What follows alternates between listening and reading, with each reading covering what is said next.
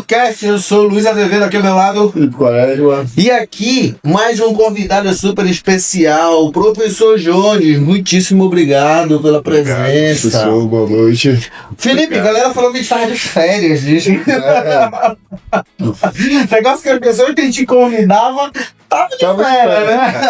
Aí eu falei, pô, bora dar um tempinho. Bora em Beja, ver a Joel.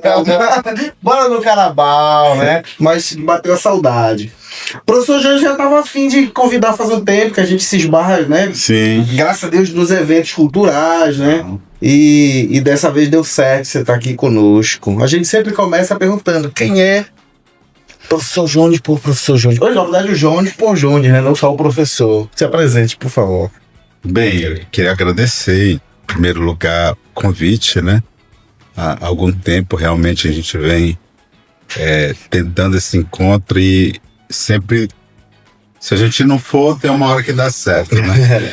E para mim é um prazerzão estar aqui com vocês, que o Cubo tem sido uma referência para todos nós, né?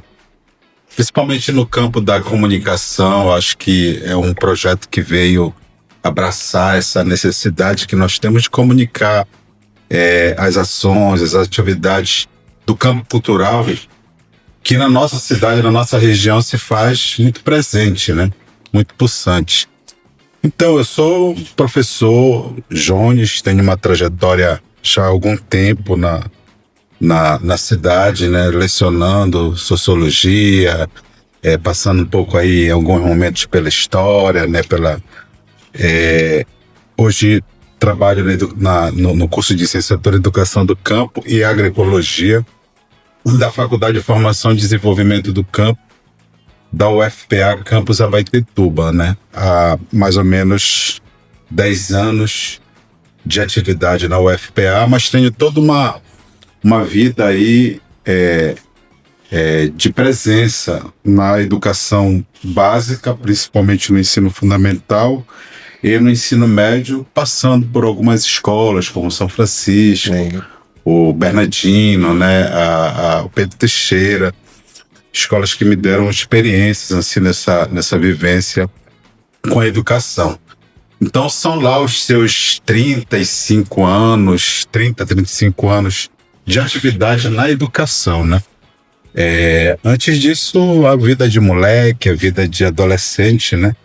Você é daqui de Abaeté, né? Sou de Abaetetuba. Eu nasci em 1974, lá no campo da aviação, na casa da minha avó, Tertulina, né? Que foi uma bezedeira, né? Ela também gostava muito de planta, de horta, né? Ela era lá do Marajó, Anajás, a família da minha mãe. E eu nasci na casa da minha avó numa manhã de 1974, no campo da aviação, quando o campo da aviação estava naquele momento assim de explosão, né? Ali da população que chegava em Abaetetuba, e todo mundo foi para lá ocupar, né? Sim. E uma das famílias que chegaram lá foi a família da minha mãe,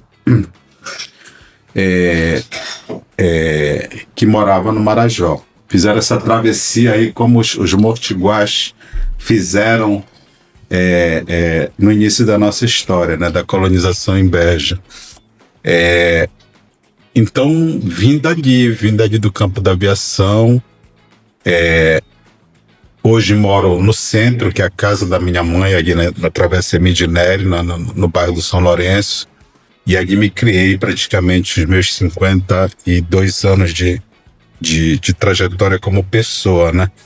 Então vivi sempre a Abaetetuba. Os momentos que eu saí assim foram momentos de extrema necessidade para a formação mesmo, né?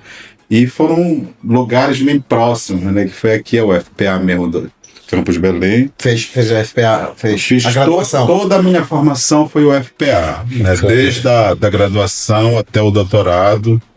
E assim, me senti muito contemplado por essa instituição que eu tenho assim, uma afeição muito grande por se tratar de uma instituição com muita qualificação, né? Tanto que eu não senti necessidade, né? Eu vivia a época que eu fiz a minha graduação, os meus professores, a maioria tinham aquela cultura de estudar no exterior, né? E vinha e toda aquela formação e aquela empolgação, né? E era bacana, para aquele momento era bacana.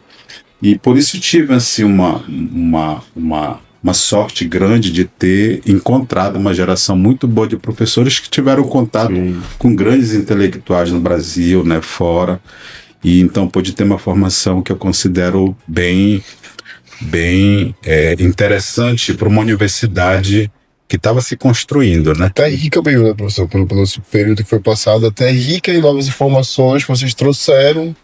Até hoje, acho que elas são vividas. Até hoje, né? Contando rapidinho, professor, e tu. É bacana quando a gente chama alguém da cultura aqui, quando ele se apresenta, parece um poema. Porra, assim, mano. É muito da hora. Toda né? vez que A hora que o cara nascer, toda vez que chega um caboclo desse aqui, eu fico pensando, eu vou falar muita merda. Porque, na verdade, eu sempre falo merda, mas vai dar pra perceber, né? Agora, essa brincadeira que toda vez que a gente chama a Áurea falou quando ela nasceu. E é um poema. Eu falei, pô, mais um que a gente fez um poema do nascimento. Professor, essa vinda da sua família é necessidade de sair do Marajó, a família estava grande. Você falou, eu lembro um pouco da família da minha mãe, né? Do Lioma, quando eu via no sítio, porque meus tios precisavam estudar, né? Exatamente. Então, mas foi a necessidade. A sua família, ela atravessou essa Bahia aí com os mesmos fins ou pura necessidade, né? Então, e aquele momento se colocava essa empolgação de que quanto mais próximo da capital, né? Principalmente Marajó, né? Ali os livros do Dalcídio vão apresentar muito isso, né? Essa imagem de que se tinha de Belém, né? Dessa redondeza de Belém, né? E Abaetetuba sempre foi uma referência para o povo marajoara, né? Por conta dessa proximidade geográfica. Até hoje o comércio é Abaetetuba e Marajó é muito próximo, né? Então, assim, tem isso, tem a família do meu pai, que é do Rio Abaeté. Então foi uma outra travessia, né? Porque vocês vão ouvir as histórias aí do Rio Abaeté. A minha avó faleceu quando meu pai tinha 13 anos, 10 anos de idade. Então, e chegaram aí na Imedinere, que já era exatamente o lugar onde eles ficaram, da família do papai. E aí tinham as roças, né? Essas coisas. E o que a gente colhia ali de relato, que era dificuldade para chegar aqui, né? Olha aí, o Rio Abaeté hoje tão próximo da gente, né? Por conta ali da cachoeira, né? Da correnteza, né? E aí num período de só canoa a remo, isso praticamente dobrava, né? Triplicava a questão da dificuldade de se chegar na cidade. Distância, perigo. Isso. Então a cachoeira já foi uma cachoeira de fato. Já foi uma cachoeira de fato, exatamente. E então dos dois lados, do lado da família do pai, do lado da família da mãe, né, esse encontro de dificuldades que eu acho que é um pouco o retrato, né, da maioria das famílias abaetetubenses, né, da região do Baixo Tocantins. As pessoas que a gente conversa aqui é geralmente o pai de uma comunidade, a mãe de outra, mas se refletem, como você falou, nos mesmos a necessidade de vir para a cidade. Eu acho que tem, claro, a gente não vai romantizar aqui, né, a dificuldade, mas também tu percebe que são pessoas com valores, né, e valores de determinadas comunidades, né, que se juntaram. Você é filho único? Tem quantos irmãos? Eu tenho um irmão Vânia, né, mais velho do que um ano, e bem uma família bem pequena, uma família nuclear, né. Mas assim, por parte de pai e de mãe, família também bem extensa, dos irmãos, né, dos primos. E me vem na memória muito essa coisa falaste agora porque hoje eu acho que é difícil a gente dizer, né, que uma família é grande assim, né? Tem essas proporções, né? Sim. E assim, um pouco dessa vivência, deste momento, se reflete nas nossas atividades ali de moleque, de criança, né?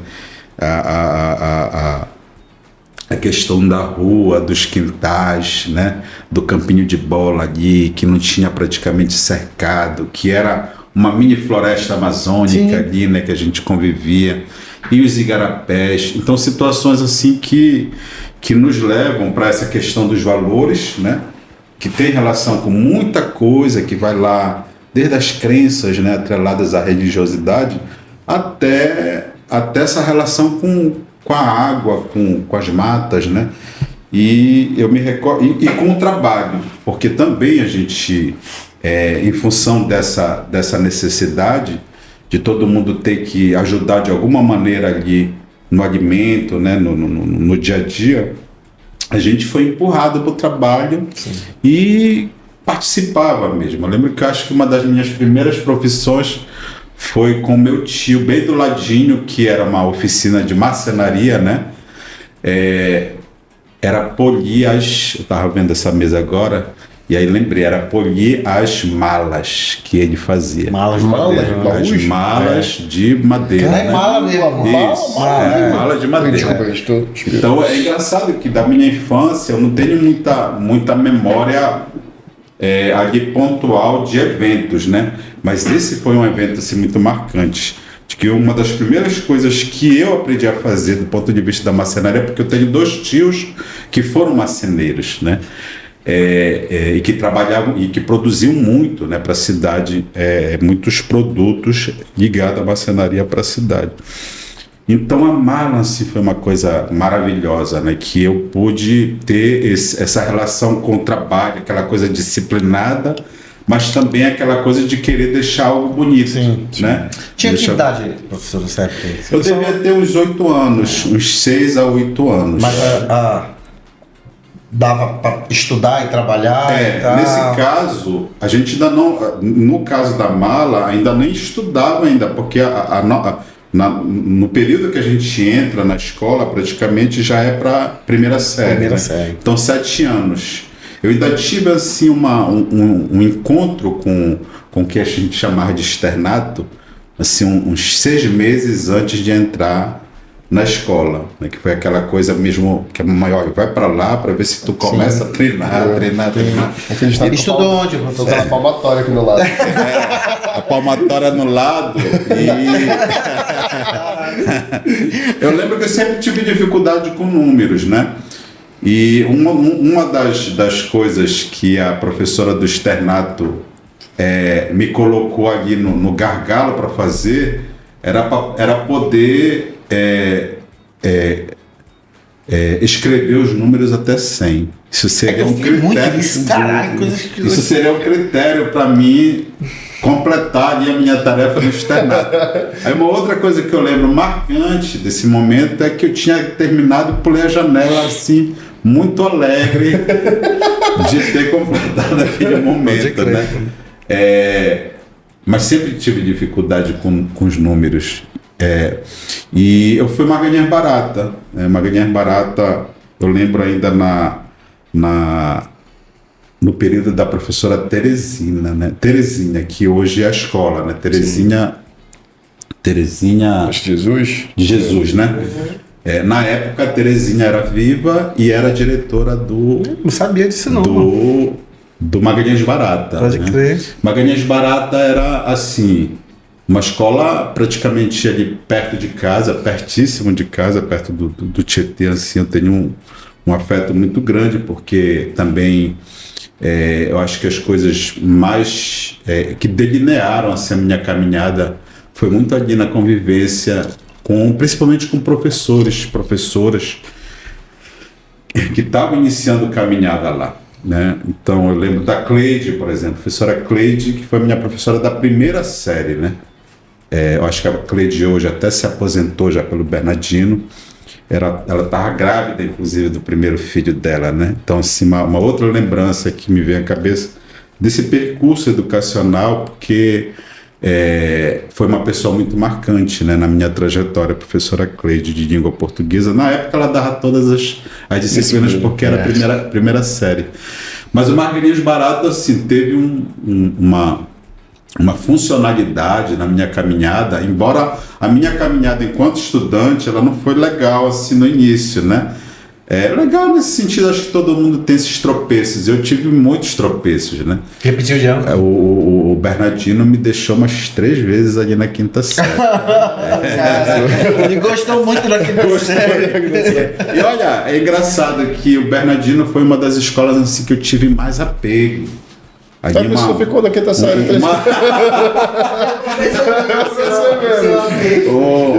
Um afeto assim, daquela coisa de você defender a escola e tal, nos jogos intercolegiais, e aquela coisa de você vestir a camisa e tal. Mas na hora na hora do boletim era só uma derrota. Então teve o Bernardino, depois Basílio, né? Basílio já no supletivo. Aqui eu fiz 5ª e 6ª, 7ª e 8ª para poder recuperar, né? Esse período todo que eu perdi, né? E que era necessário. Na época também, depois da mala, lá do período da mala, né? Eu passei assim dos 8 anos aos 16, 15 anos trabalhando na feira da cidade. Então eu trabalhava com os meus tios que vendiam porco, carne de porco, né? E então foram anos assim que também para mim me valeu muito essa paisagem, né? Da feira, esse contato ali, aquela necessidade que você tem de comunicar a coisa, né? De ser uma pessoa extrovertida. Tem que ser, né? Tem que ser. E isso me valeu muito, né? Foram anos olhando para o Rio. Foram anos ali tentando entender aquele monumento do Rai, né? Que ficava na frente da cidade, exatamente nesse período que eu estava, né? Essa coisa do vai e vem das pessoas, né? A questão da alimentação, né? Da canoa, do outro lado, o que tem no outro lado, né? Assim, as curiosidades que vão perpassando, inclusive uma caminhada que vai ali dos 8 aos 16, que são fases diferentes, né? Que são fases diferentes, você vai amadurecendo. Depois que eu acabei a minha trajetória ali, né? Eu passei muito tempo sem refletir sobre a importância desse momento, né? Que eu passei ali como trabalhador, como pessoa, né? Como alguém que estava ali acompanhando o processo. Só agora, depois de maduro, né, de estar fazendo trabalhos que de alguma maneira de pesquisa que voltam a essa questão, né, do imaginário, da nossa cultura, é que eu fui conectar, né, como é que isso está na minha escrita, né, como é que isso aparece nas minhas observações, né, como é que isso vem enquanto questão que eu acho necessário a gente pensar, não só como professor, não só como pesquisador, como pessoa mesmo, né? De tentar entender um pouco esse nosso percurso. Na verdade, a gente muitas vezes passa e não enxerga as paradas, né, cara? Tem aquele filme do... aquele brasileiro que foi assassinado como terrorista na Inglaterra, o John Williams. Eu já li o livro, né? E o filme também eu gosto bastante. Ele fala pra mim lá, né? Que, assim, tem gente que vem pra cá, trabalha e não vê nada disso aqui. Não, sim, sabe? Vem pra Londres e não toma sorvete, não come pipoca, não sai. Né? E aí, eu lembrei um pouco disso, né? Porque não é todo mundo que consegue ter essa percepção. Eu recordo a primeira vez que eu caminhei com meu pai em Belém, assim, né? Aí a gente foi pelo comércio. A gente ia na época, Iguatemi, né? Meu papai gostava de ir pelo comércio, pegava Presidente Vargas, né? Sim. E aí ia pro shopping, né? Pra mim, eu adorava dessa perna. Hoje em dia, não dou conta. Eu desço na frente do shopping. Mas eu lembro, assim, quando a gente saiu, assim, na Presidente Vargas, assim, que era uma rua muito larga, né? E eu nunca tinha visto aquilo, assim, né? E aí ele olhou pra mim e falou assim: Luiz, cada cabeça dessa é um mundo. Pode crer. Mano, é isso, mano. Se na tua cabeça o teu mundo aqui é tudo isso, imagina, cada um desses é um mundo, né, cara? Será que todo mundo tem essa percepção mais ampla? Não é fácil, mano, não é?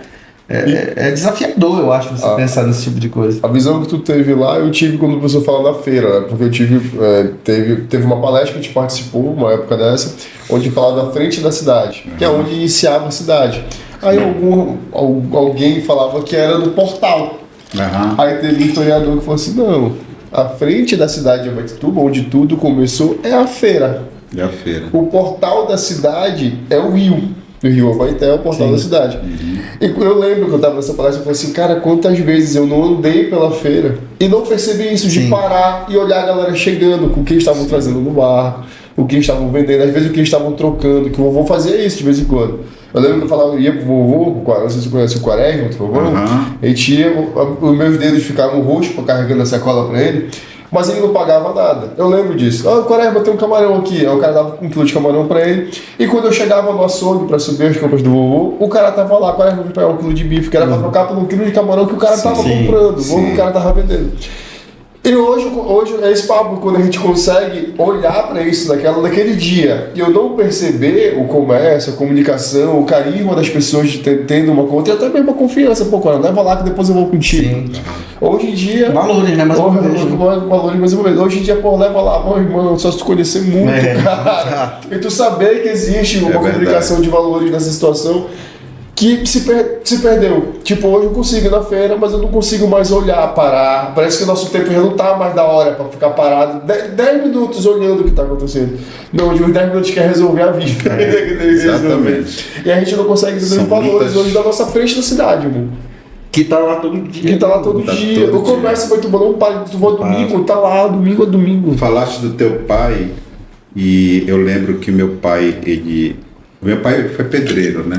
Ele trabalhou uma vida construindo casas na cidade.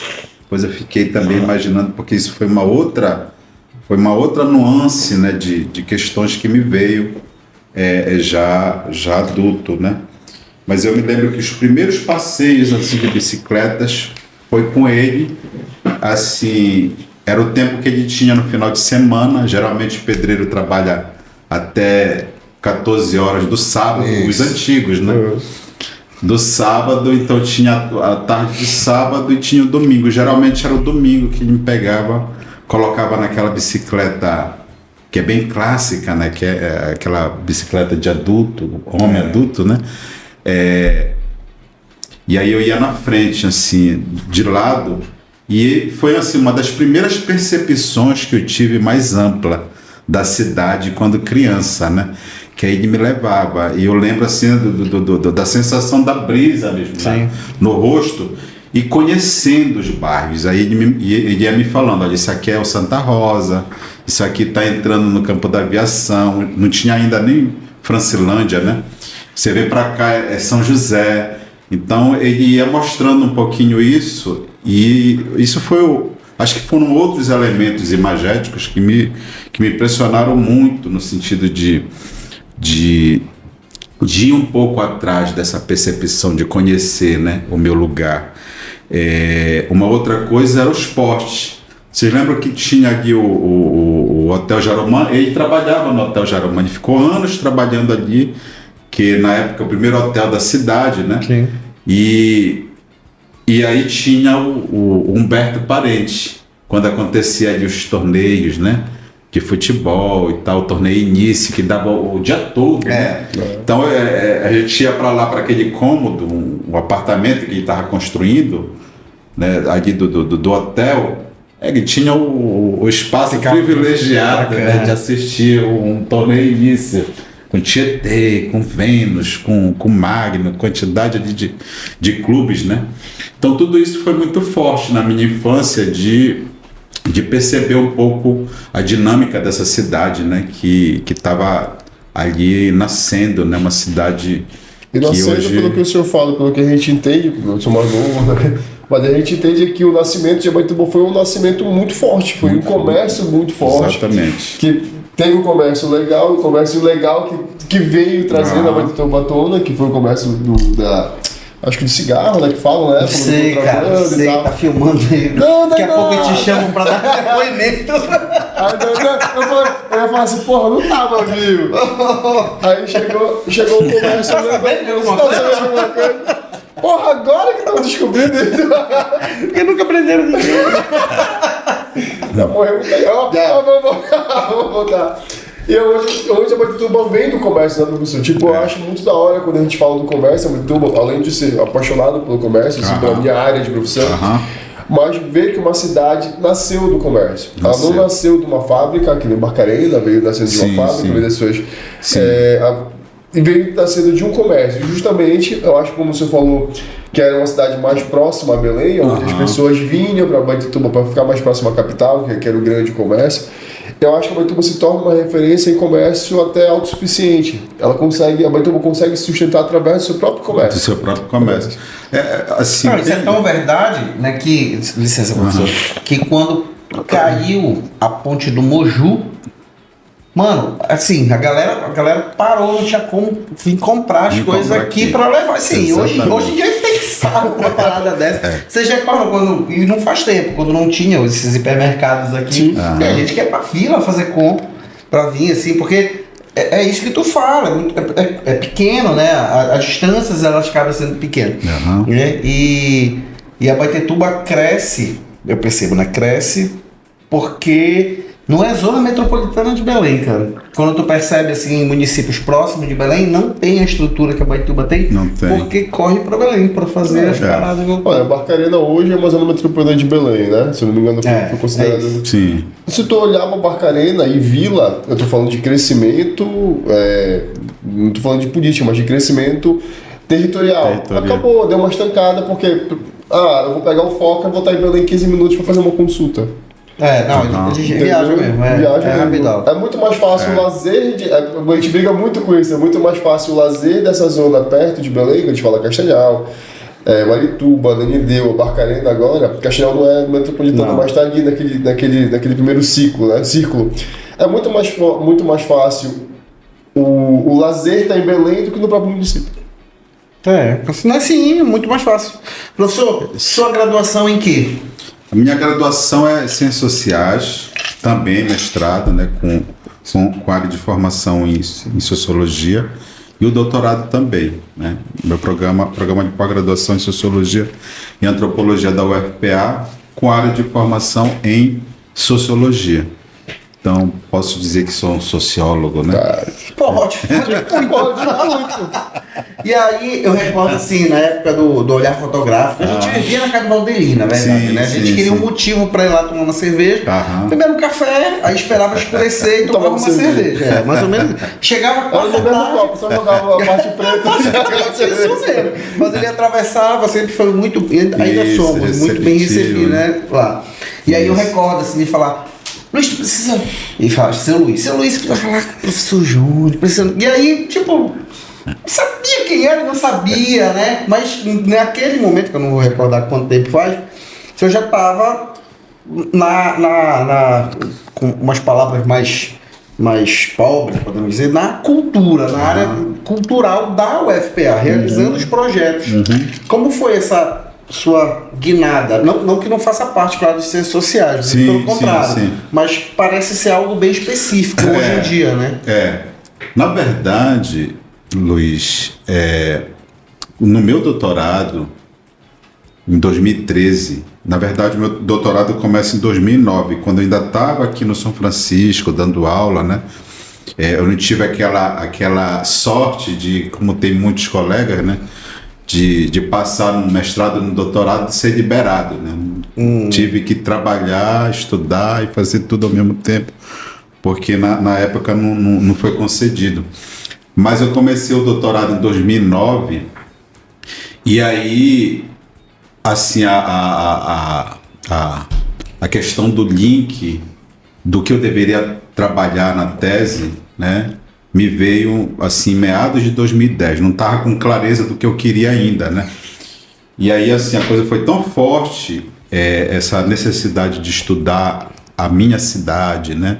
A cultura do qual eu fazia parte, porque isso foi ensejado lá. Eu era, assim, meu tipo de pesquisador, na minha trajetória dentro da universidade, até aquele momento, era algo muito do campo da sociologia, com abstração, com conceitos, né? Com conceitos. Até então.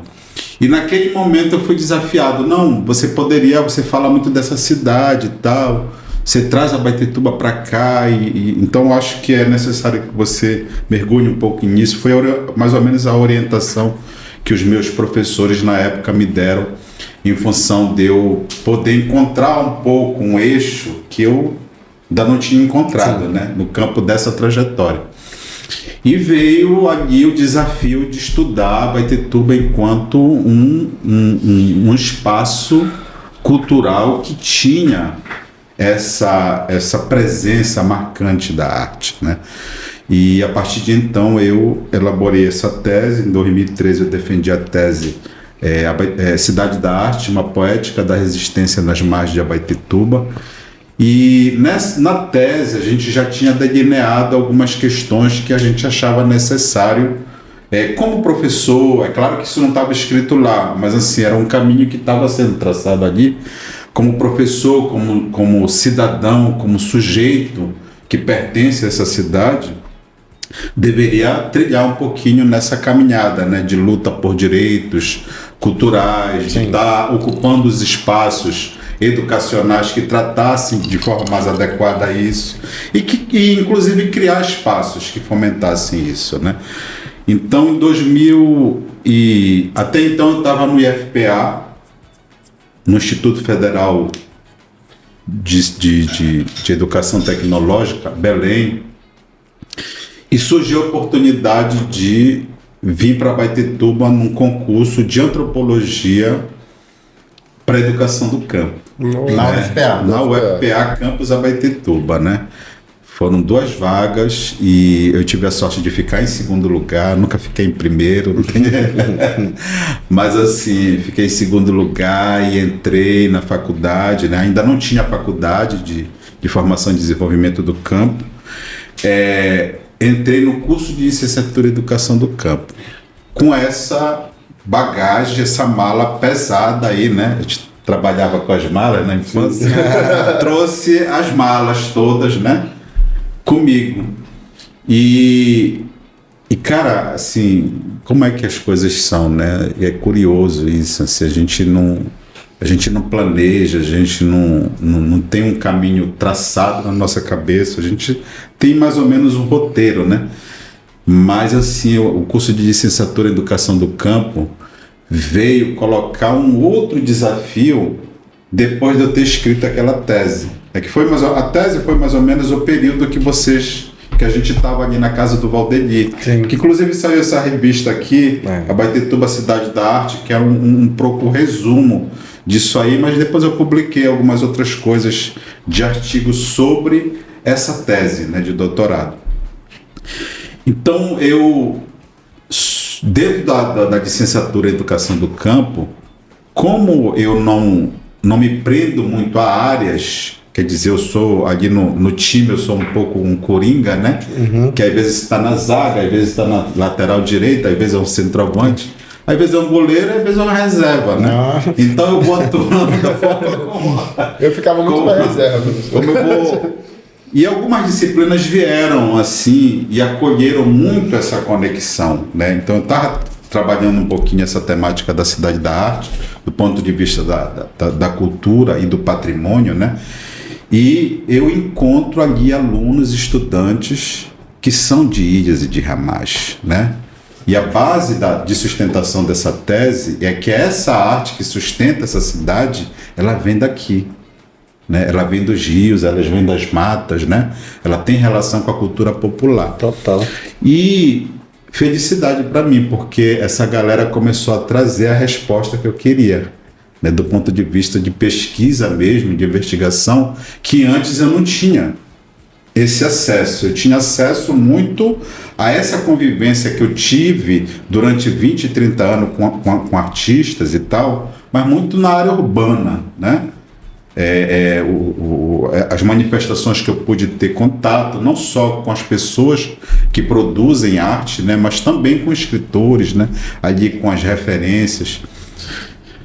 E aí quando vem essa galera, foi um encontro assim, para mim foi explosivo, porque eles começaram a me tirar do chão e me colocar na parede. Olha, professor, sabe, a gente precisa ir para águas mais profundas e tal, e começamos a fazer isso. Começamos a fazer isso e suscitar a presença de espaços ali que pudessem abarcar toda essa maresia aí que estava se formando, né? Então é um pouco nesse contexto que surge a necessidade de se criar o espaço do museu, né? Sim, era ali dentro da universidade, né? O espaço do Museu do Baixo Tocantins, ele passa a se constituir a partir de 2018. Na verdade, 2016, eu entro na universidade em 2015. A partir de 2016 a gente começa a fazer pesquisa de campo que dá base para essa pesquisa aqui chamada Artes Devocionais, né? Que é um trabalho voltado para a investigação de manifestações culturais ligadas a ladainhas, oratórios, ramadas, festas de santo, né? Isso tudo que a gente ia trazendo, suscitando pelas disciplinas que a gente trabalhava na educação do campo. Essa aqui é uma obra coletiva? Essa aqui é uma obra coletiva, né? Ela foi publicada em 2025, mas ela tem esse período de 2016 a 2025, né? Praticamente aí quase que uma década fazendo pesquisa sobre essas artes que estão na tradição religiosa no catolicismo popular, né, que nós chamamos. Uma vez dessa, aí é uma pergunta mesmo como curioso, uma vez dessa eu falei que a religião também faz parte de uma cultura, tipo a cultura de auxílio, a cultura de contemplar. Com certeza. A pessoa falou pra mim que não, religião, não, uma cultura. Situação. O ato de comer maniçoba no dia do Ciro é cultural. É isso que eu e não é à toa que pessoas... O pato morre à toa. Não, pessoas que não são católicas, né, comem, porque é cultural, pô, tu come desde criança vendo isso. Exatamente. O cantar, né, o cantar, por isso que é uma arte. Acho que o seu Luiz teve o momento ali conosco de acompanhar lá a ladainha lá no Cataiandeua, junto com o Ednei, né, fizeram a cobertura em alguns momentos. Então ali ainda estava muito pulsante isso, né? A gente entrevistou o João Perna também, João Perna. Então toda uma tradição que foi passada aí, milenar, né? Secular, aliás, e que isso teve muita força, né?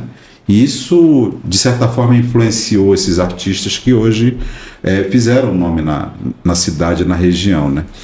Então, isso veio trazendo outras possibilidades, né? E o museu ele então começou a se constituir a partir dessa perspectiva de se assegurar um espaço cultural dentro da universidade, né?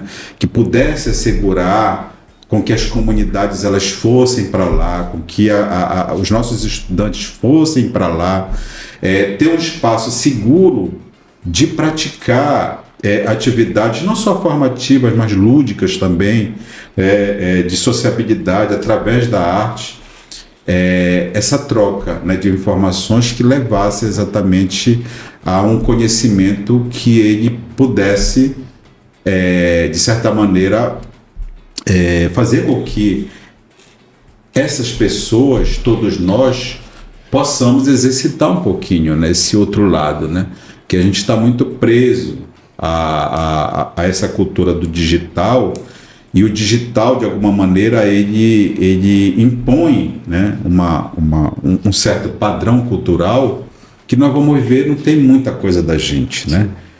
O que tem, ele não é dissimulado, ele não é comunicado, né? E isso impede a gente, muitas vezes, de ter acesso a essas informações, principalmente as crianças, os adolescentes, que estão ali no ensino médio e que é o público também ali do Museu do Baixo Tocantins, né? Então, você vai ver, o nosso museu ele é um complexo, a gente tem um laboratório de artes populares, que é onde a gente também conserva as peças que chegam, os artefatos, né? Mas também ali tem atividades de oficinas de audiovisual, tem atividade de oficinas de artesanato dos diversos tipos, né, de cerâmica, de miriti, de pintura. Nós temos um outro espaço, que é a Casa Ribeirinha, que é um espaço de exposição, uma casa de madeira, né, que representa essa arquitetura aí do do homem ribeirinho, né, dessa humanidade que vive nos rios. Sim. E hoje em dia é considerado povos originários o ribeirinho hoje em dia, né? Também, né? Exatamente. E é um espaço, por excelência, de exposição e de performance. Então ali o público ele se encontra com os artefatos que estão, de certa maneira, ali esquecidos, né, praticamente, da nossa memória, né, e da nossa imaginação. A visitação é agendada lá? A visitação das escolas, a gente agenda a partir de um projeto que é em parceria com o museu, chamado Visitas Escolares. Então, acontece geralmente no período de 2 eventos que ocorrem anualmente, que é a Semana Nacional dos Museus em maio, né, que é um evento nacional, os mais de 1.400 museus do país. Entre esses, nós temos o Museu do Baixo Tocantins, no campus de Abaetetuba, que realiza atividade. Então, é a Semana Nacional em maio e a Primavera dos Museus agora em setembro. Então, geralmente, a gente congrega ali atividades, exposições e chama as escolas, né? Então, aquelas escolas que já estão previamente agendadas, elas têm ali a prioridade de fazer parte do momento, né? Porque para a gente é fundamental que o público esteja lá, claro, né? É um museu público, é um museu gratuito, né? É um museu que tem essa funcionalidade, né? Aproximar essa universidade da comunidade, né? É difícil de manter, professor? É uma luta, né, diária, né? Você sabe que passa para equipamento cultural, vocês trabalham com isso, né? Isso lá não tem no museu não tem os equipamentos que tem aqui, mas vocês sabem que tem que ter uma manutenção, tem que ter todo um cuidado, e isso perpassa assim, um corpo diferenciado de profissionais. E felizmente eu conto com os meus bolsistas, né, de vários projetos, né? Conto com os servidores ali que, no campo da jardinagem, da manutenção, da elétrica, são pessoas muito especiais, assim, que estão trabalhando por uma causa também. Eu sei que às vezes o cara não está nem, poxa, não vale o que ele vai fazer, né? Ali em termos do que ele ganha no final do mês, mas ele sabe que muitos já chegaram comigo, professor, vamos fazer porque é o museu, né? Eles veem aquele movimento, acham que aquilo que é o processo dentro da universidade, que é algo que para eles também dá prazer, né, de estar ali. Então, é difícil, né? É difícil, mas a gente tenta no dia a dia também ir contornando, porque a gente sabe que tudo que ele vem para, assim, com o propósito de ficar, não é aquela coisa de chover, né, numa olhada ali, acabou. Não, um projeto que veio com essa característica, né, porque uma região, um território que nunca soube, as pessoas nunca souberam a direção de um museu, né? Qual é o caminho do museu, né? Nós temos museu, então hoje, pelo menos em Abaetetuba, já se coloca um pouco a ideia, né, de que nós temos um espaço como esse, né? O museu lá da universidade, então tem uma... A gente questionou muito isso, né? Que um dos nossos projetos era levar pessoas para conhecer o museu. A gente colocou, o museu da UFPA, tinha uma cidade aqui para Belém, lógico, seria benéfico também. Exatamente. Mas por que não cultuar uma coisa que está aqui no UFPA? Exatamente. Aqui? Então, a coleção de barcos que tem lá. De barcos, muito lindo. Quantos tem lá? Na época porque... Ele teve que começar a dizer não pro cara que eu quero deixar.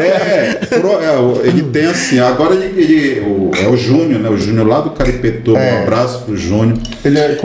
O Júnior tem assim em torno de uma coleção em torno de 80 barcos, são 70 e poucos. Mas barco de que rapidinho? Miriti. Alguns de Miriti, a maioria de Miriti. Tem poucos assim de madeira, né? Porque são grandes. São grandes, assim, são tamanhos, né, consideráveis, e que tem uma história, né, uma memória. Ali ele não construiu um barco aleatoriamente. O barco, que da hora, ele tem a história de vida de uma família, né, de uma comunidade. Muito bacana, mano. E aí a gente levou só 21 barcos para lá. Eu cheguei a ver.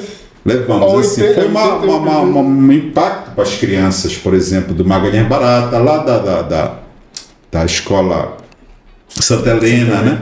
Impacto, porque essas crianças, elas não tiveram contato, assim, o tato, né, o visual, a proximidade com uma arte que era muito comum, cara.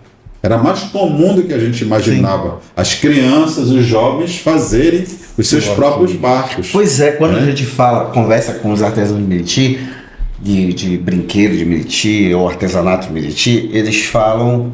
A gente sempre pergunta, quem te ensinou? Não, cara, é o que eu fazia pra eu brincar. Não é tipo, não começou num rolê pra eu ganhar dinheiro ou pra queixar. Não, eu fazia pra eu brincar. Eu queria ter um barquinho, via passar na frente da cidade, queria ter um barquinho e fazia, né, cara? Então, é justamente, foi isso que você falou, né? Perdeu-se isso, né? Essa condição. E então, voltando lá. Não tem nenhuma, né? Porque se perdeu uma condição e não tem uma nova condição. A não ser que tu fale assim. Vou aprender artesanato de Meriti para ganhar, que é justo também. Já tem esse propósito. Já tem esse propósito de ser parte de uma renda financeira. Que é da hora, né? Que é da hora. Mas o propósito de fazer, não, isso aqui foi culturalmente eu, desde criança. Por isso que um abraço lá pro Valdeni. O Valdeni costuma utilizar essa frase, né? No cotidiano dele, que ele... que não trabalha, ele brinca de fazer brinquedos, né? Eu acho isso... A fábrica de sonhos, né? O Valdeni é um poeta, né? Então, é um pouco vem conversar com a gente. Essa trajetória de pensar um espaço cultural que não fosse só da nossa responsabilidade. Então, por exemplo, o exemplo que a gente dá do Júnior, né? Com a coleção dele, o Valdeni com as suas coleções. Muita gente já foi ali, por exemplo, a Edilena, que é viúva do Rai Cardoso. Hoje a gente está com a exposição do Rai Cardoso lá, né? As obras em madeira, né, do Rai Cardoso, principalmente, que foi um grande artista plástico, né, do nosso município, fez aquele monumento ao Moendeiro, que hoje está na universidade também, né? Que é o nosso patrimônio por excelência, né?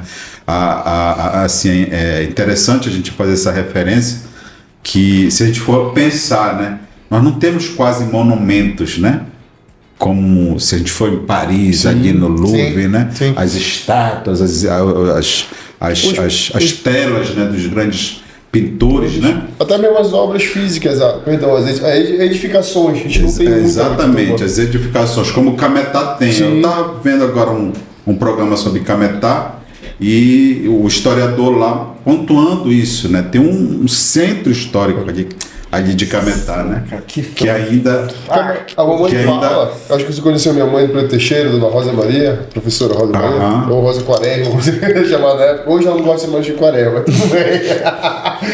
mas a mãe fala, na Cametaense, a mãe fala que o cemitério de Cametá é uma obra de arte. Porra, uma merda escutar isso, mas se tu pensar bem, são monumentos edificados que pessoas estão enterradas ali como uma obra de arte mesmo. Exatamente. De mármore branco. Mármore branco, né? Acho que é mármore branco. Tem um artífice aí, né? Tem uma tentativa de embelezar algo, né? Claro. E então essa relação aí é muito pulsante conosco, né? A grande parte das nossas exposições, elas vêm da parceria com a comunidade, né? Então você me pergunta, tem muitas dificuldades, mas a gente também vai de certa forma amenizando isso com a presença da comunidade lá de alguma maneira, seja essa comunidade o público, seja essa comunidade os artistas, né, que vão interagindo, vão vendo a necessidade de interagir em função de um projeto que também é da sociedade. Então a gente tem caminhado muito nesse sentido. Teve agora um jovem museólogo que está nos orientando na questão do plano museológico, o Andrei, e ele acompanhou um pouquinho a gente na Semana Nacional, né, dos museus. E a gente levou, inclusive, a coleção de fotografias lá do seu Raimundo Herogildo, né? tem muita Você fotografia falava também. dele, Foi. né? Sim. Levamos para lá uma parte de quase 100 quadros, né? Da Abaetetuba do passado, né? Da memória, exatamente. E então foi praticamente o transporte, né, que a gente teve que arrumar para levar para lá. Levamos ele, é claro. A gente sempre tem esse respeito de reconhecer o artista, Claro. né, naquilo que ele faz. Né? Tem, então, o certificado de reconhecimento que a gente dá, né, para essas pessoas que colaboram também. Então é todo um processo de troca, né, que vem acontecendo, que vem deixando, de alguma maneira, essa disposição da gente levar esse projeto à frente em função de que é necessário a gente assegurar esses espaços que foram conquistados, né? E a universidade, ela, de certa maneira, ela tem um papel fundamental nisso. Sim, aí o Andrei comentou, mas cara, aqui vocês têm assim uma facilidade, porque dá para pregar o negócio aqui e tal, não tem aquela burocracia da universidade ali no Guamá, que não pode, tem que pedir. Vai ali para os trâmites, aí passou uma semana, 2 semanas, a gente já perdeu a força de querer fazer. E aqui não, vai para lá. Vai entregar do mesmo jeito. Exatamente. E então aqui a gente, de fato, assim, tem uma visão um pouco comunitária, uma ação meio que doméstica, mas o museu está aí, está galgando, né, os seus espaços. Está vindo aí contribuição direta da galera, né, que está em Belém, que está tendo essa formação mais específica em museologia, né, que precisa estar aqui. Eu convido eles o tempo todo, porque é algo que vai ficar, né, para quem tem essa formação, para quem o historiador, o antropólogo, o arqueólogo, né, que é quem vai levar à frente. Uma cultura mesmo tem que levar à frente isso. É uma pergunta que eu quero fazer para o senhor. Eu sei que as exposições do museu, eu não vou me matar, a gente tem que ir lá, concordo com isso. Eu acho que essa ida, eu acho que essa cultura de ir ao museu, de visitar, de parar um pouco para ler um pedacinho de texto, mas aquilo é suma importância para aquela obra de arte estar ali, o contexto todo sobre aquilo ali. Eu parei no Museu da Favela, lembro desde o início. Eu parava e olhava, porque eu queria ficar lendo nome por nome de alguma coisa que estava lá, que você falou assim, amor, se tu ler tudo, eu tô a passar o dia Mas inteiro não dá. Esses lugares não tem. Museu de língua portuguesa é a mesma coisa, não dá. Eu achei o que estava escrito Filipão Lobão. Eu falei, pô, vou gravar isso aqui ali. Mas, professor, aí é uma coisa, até um oferecimento da Cubo, como a gente está aqui diretamente ligado a isso. Se eu quiser estender parte de uma coleção para começar um projeto, olha, a abertura do museu de tal etapa vai ser primeiro na Cubo, depois a sua extensão maior vai ser no museu, pode estar de portas abertas. Sim. Eu acho que a gente tem que ocupar também o centro da cidade com isso, para poder permanecer, para a gente conseguir também levar as crianças para lá. Exatamente. Porque eu acho que para mim o museu sempre foi curioso. Eu sempre fui curioso de estar no museu. Eu lembro que em Belém tinha algumas exposições específicas. Aí eu sempre falava, porra, bora porque era da hora. Tipo, era uma tartaruga nova que estava estudando. Eu queria ir só porque aí veio uma coisa nova, entendeu?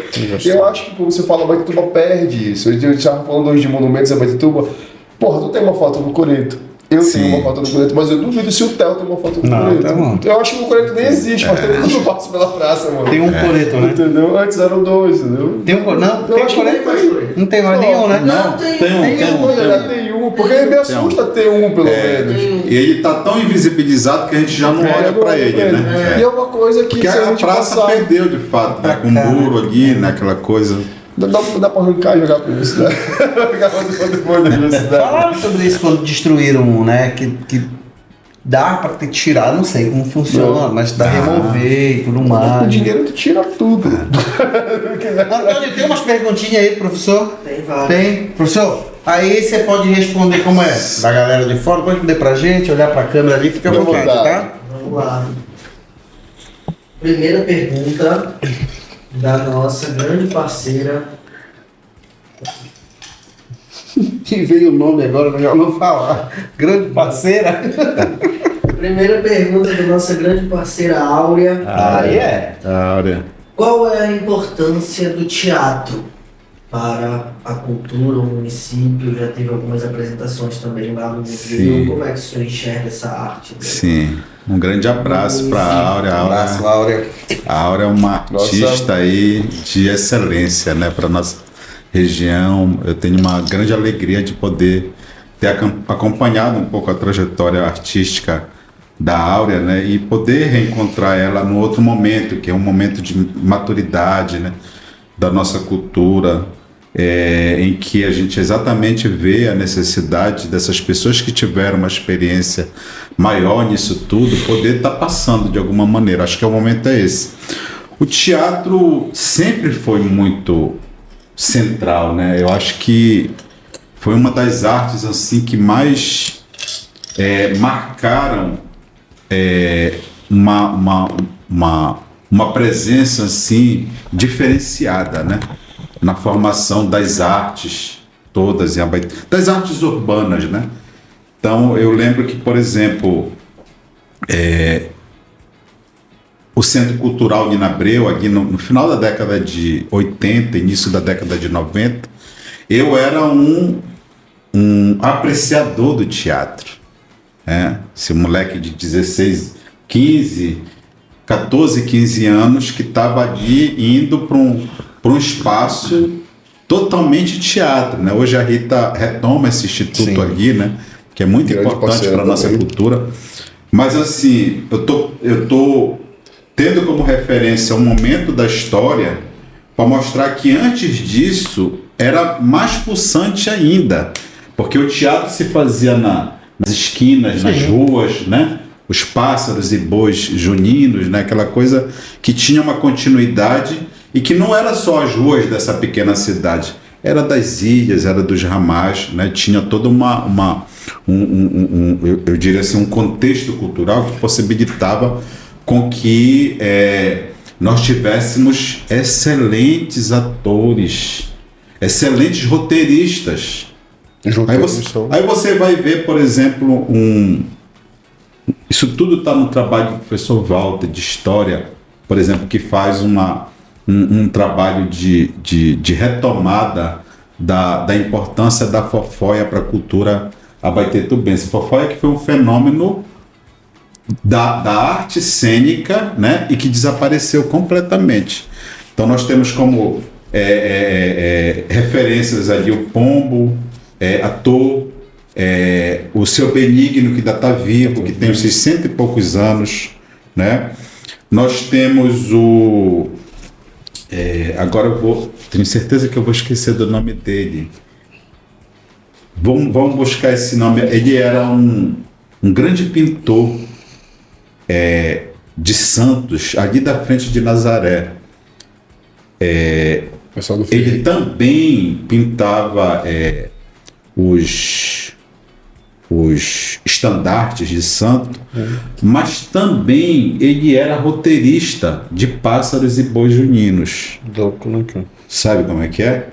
Um cara, um artista completo, como era a Nina Abreu. Então a gente lembra a Nina Abreu ali da passagem do Banho de Cheiro, da questão do artesanato, mas a Nina Abreu também era atriz e também escrevia os roteiros. Hoje a Rita faz um trabalho de resgatar os roteiros. De retomar exatamente, né? Manter o roteiro, fazer adaptações, né? Exatamente. Então o teatro, respondendo a Áurea, ela sabe mais do que eu, né? Porque de fato foi uma pessoa que se dedicou diretamente a isso, né? Como Augusto, como o José Antônio Huck, né? Nosso saudoso Huck, né? Que é de uma geração mediana que agora está deixando, né, os seus ensinamentos, né, para essa juventude. E que começou ali na década de 90. Então o teatro, eu penso que é uma síntese dessa cidade da arte.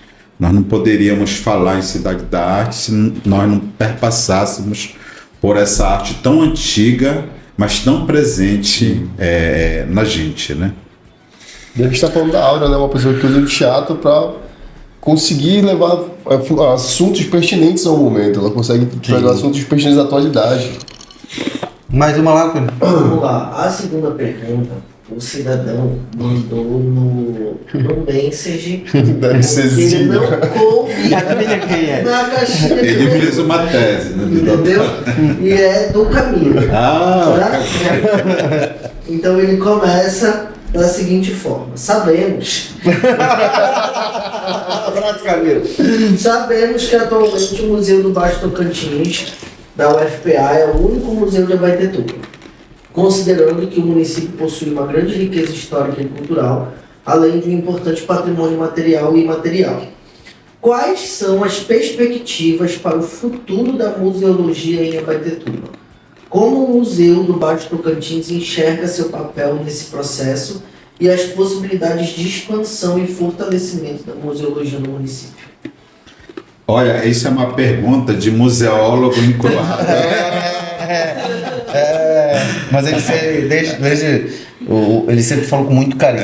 não, Camilo- tanto de você quanto do espaço, né? Camilo Ele começou, foi- quando ele veio pra Cuba com a gente, ele ainda tava no museu. Exatamente. né? Ele estava numa separação assim muito E difícil. Né? dolorido pra ele, professor. Ele falou, eu vou pôr o professor Johnny, o museu. Eu falei, irmão, vai estar aberto lá. Só Aí que tem uma época que ele falou, porra, hoje eu não fui pro museu.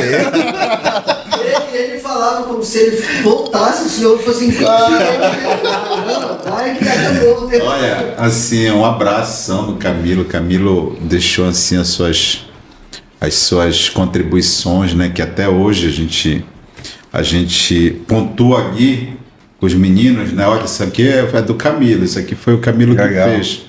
Porque, de fato, foi alguém que, desde o início, né? E abraçou ali aquele projeto, ele se identificou com aquele projeto.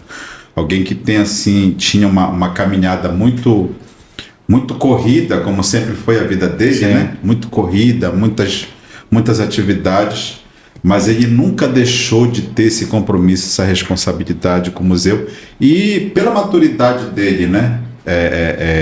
Embora muito jovem, o Camilo é muito maduro, né? Enquanto ser humano, alguém que a gente fica até impressionado, né? Sim. Do nível de aprendizado que a gente vai tendo com ele nessas dinâmicas, né? Então eu aprendi muito com ele também. E deixo aqui o meu abraço, assim, toda a minha gratidão, né? Porque é um projeto que tem lá a inscrição dele.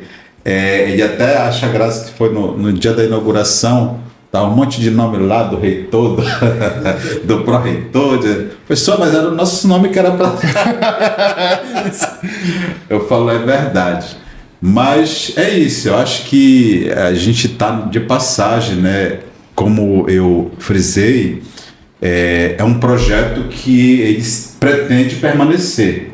Então, a nossa caminhada hoje não é uma caminhada de atrás de espaço, porque espaço a gente tem, né? E espaços de primeira, assim, espaços diferenciados que a gente pode dizer, olha, hoje nós temos um museu nesse estilo só em Abaetetuba, um museu universitário, só em Abaetetuba. Você vai lá no Amapá, você vê o Museu Sacaca, né, que tem uma arquitetura próxima, mas dentro de uma universidade só em Abaetetuba que tem uma casa ribeirinha como a nossa, com esse perfil de artefatos que vem da cultura ribeirinha, quilombola, indígena, e com esse perfil do ambiente que está contornando, porque nós também temos ali um outro equipamento chamado Trilha das Palmeiras, Isso. né?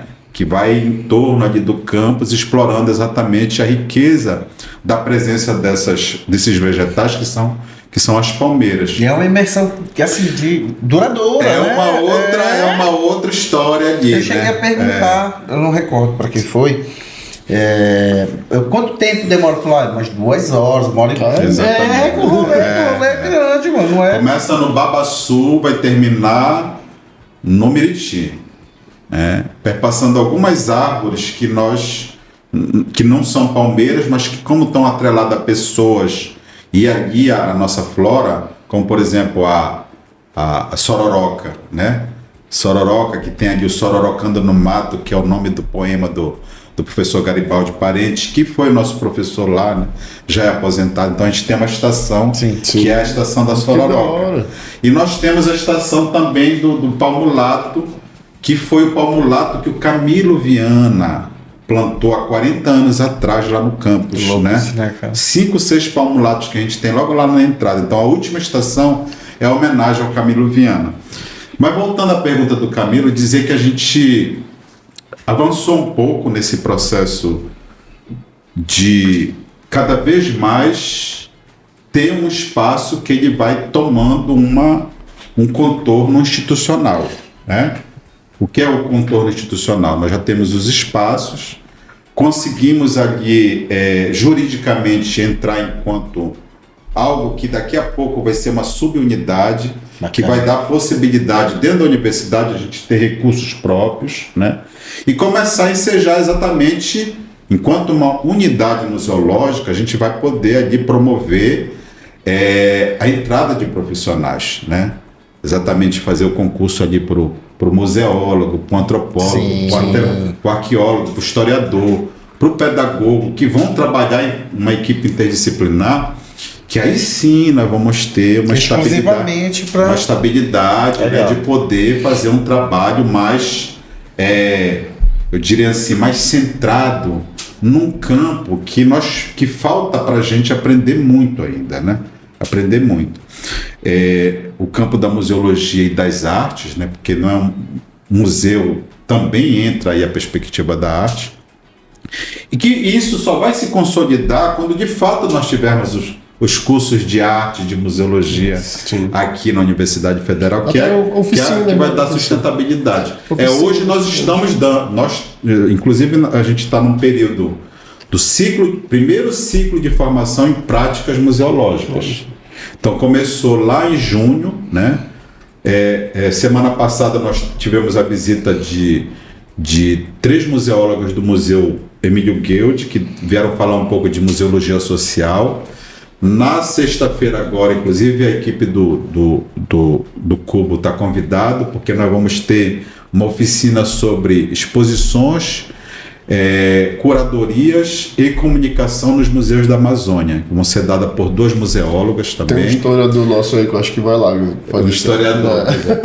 Então, nós teremos essa formação. Lá na Primavera dos Museus, nós teremos uma formação específica sobre ambientação e conservação de acervos. Show. Né? Vamos completar esse ciclo aí lá na Primavera dos Museus em setembro. Então, são passos que a gente está dando de acordo com a nossa perna, né? Claro. Porque são coisas que demandam muito sacrifício, né? Muita dedicação, e a gente sabe que para uma pessoa, às vezes, isso também chega a ser algo bastante difícil, né? Mas que a gente com a equipe, né, eu não posso deixar aqui de frisar, né, que sempre eu tenho ali os estudantes, né, os discentes que são bolsistas. Mandou um abraço aqui para o Augusto, né, para a Sandy, para o Wilson e para o Ian, que são os nossos bolsistas atuais do museu, né, que nos ajudam ali a receber as pessoas, né, a conservar o acervo, nos ajudam em várias atividades. Então, isso tem dado a gente possibilidade de continuar, né, essa caminhada, mas continuar agora com foco numa formação, numa qualificação da equipe, né, em algo que vai dar uma durabilidade, né, e uma fundamentação maior. Então, essa é a preocupação, né, da gente deixar esse legado.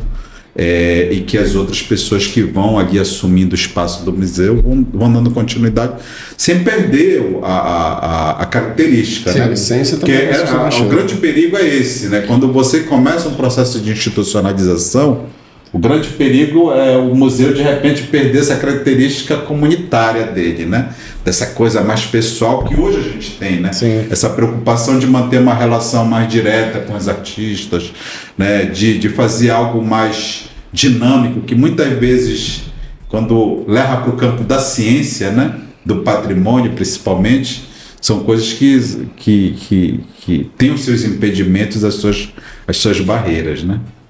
Tem mais uma lá, Antônio? Tem.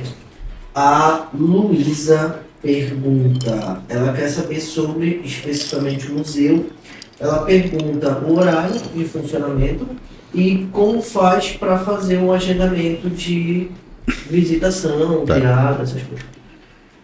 Ok, o horário normal, né, de comercial, de 8 às... Não chega a 12, é 11h30, porque geralmente o ônibus sai 11h30, então nossos alunos, eles precisam pegar o ônibus para retornar para casa. Então é 8 às 11h30, 14 às 5h30, de segunda a sexta, né? A visita ao museu está atrelada ao projeto Visitas Escolares, então tem que entrar em contato com a Ladiana, né, a equipe da professora Ladiana, que é coordenadora da DIEX, Diretoria de Extensão do campus de Abaetetuba. Maravilhoso. É lá que eles vão agendar, né, porque muitas vezes a visita não é só no museu, tem outros laboratórios, tem um laboratório de física, tem um laboratório de química, tem outros espaços muito interessantes que fazem parte desse roteiro, né? Então, agenda lá, faz o agendamento e geralmente a gente está com dificuldade, né, de manter essa dinâmica, mas geralmente a universidade consegue pegar esses alunos no ônibus próprio, né, e deixá-los novamente na escola. Que ótimo. É muito da hora, cara, muito da hora. Foi, meus queridos, bora encerrar. Eu falei que a gente nunca conversa. Só faltou mostrar esse aqui. Tá, só pra esse gente aqui, então não passar esse arte devocionais foi ano passado. O Araci, a Mãe das Frutas, é o mais recente, né? A mais recente produção. Ela foi contemplada no prêmio lá dos escritores, na PNAB 2025, né? E é um pouco um livro que fala sobre a cultura do Miriti, mas principalmente a lenda do Miriti, né, que a gente não tem muito conhecimento. Pois é, alguém me falou sobre essa lenda. Enquanto cultura, né? Então, foi uma lenda que foi registrada lá no livro Fagulhas e Fragmentos da professora Maria de Nazaré Lobato, em 2004, né? Nós temos mais de 20 anos de registro dessa lenda escrito, né? Então eu retomei a partir das pesquisas que a gente fez, né, com bolsistas, com alunos que também fizeram TCC ali sobre essa temática, né, em muitos momentos de debate, senti a necessidade de deixar algo escrito, né. Então é um livro que trabalha essa cultura do Miriti como um todo, né, desde a questão botânica, passando pelo imaginário, né, que são as narrativas, até a questão do produto dessa relação com a natureza, com a palmeira, que é o brinquedo, que é o licor do Miriti, né, que são essas outras derivados da cultura. Então esse livro ele vai estar sendo lançado na Feira Panamazônica do Livro. Bacana. Agora dia 29, vai estar lá no stand do autor, né? E a gente vai também fazer um lançamento físico dele na Primavera dos Museus em setembro. Mas também nesse meio a gente quer fazer, de repente pode ser aqui até uma atividade com a Cuba, a gente quer fazer um lançamento digital, que é o e-book que já está pronto. Entendi. Você vai fazer os dois juntos, professor. O espaço é seu. Se quiser utilizar, fique à vontade. O lançamento mais reservado com o e-book também. Certo. Fique à vontade. Isso aqui não é nosso, é de todo mundo, entendeu? Curtiu o papo, meu amigo? Porra, dá pra ficar mais 2 horas aqui, mas aí ninguém vai assistir. Professor, gostou?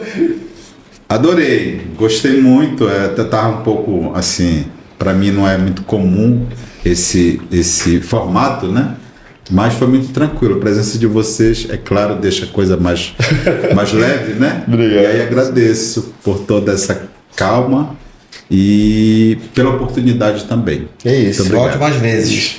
E aí a gente sempre fala, primeira vez o convite é nosso. É o segundo, é o senhor que manda pra gente. Tem que falar, né? Luiz, vai rolar tal atividade, tem que rolar aí na Cuba, né? Fica muito nesse critério. E, professor, volto a repetir, o espaço é seu, o canal é seu, toda a estrutura que tem na Cuba é nossa, então qualquer projeto é só mandar a gente com antecedência. Ok. Felipe, que tem como fazer, a gente tem como fazer, se não tiver, professor, como fazer, a gente arruma. Não se preocupe. Sempre dá um jeito. Sempre dá um jeito. Beleza, muito obrigado. Mas é isso. Acompanhando o que o meu diretor sempre pede, dá like, compartilha, segue, mostra pro amiguinho que gosta de museu. Porra, bora dar uma força aí, né, cara? Que é algo muito, muito importante pra nossa cidade.